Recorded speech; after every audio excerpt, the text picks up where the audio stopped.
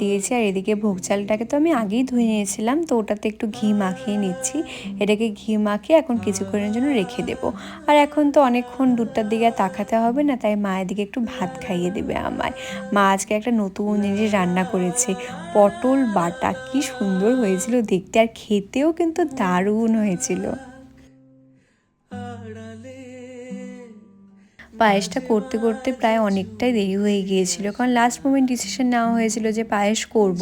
আগে থেকে কিছুই জোগাড় জানতে ছিল না, তাই একটু দেরি হয়ে গেল।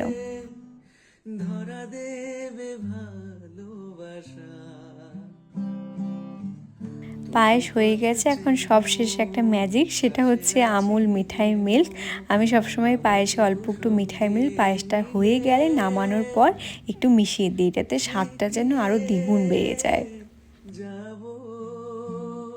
রান্নাঘর থেকে এসে ফোনটাকে চার্জে বসিয়ে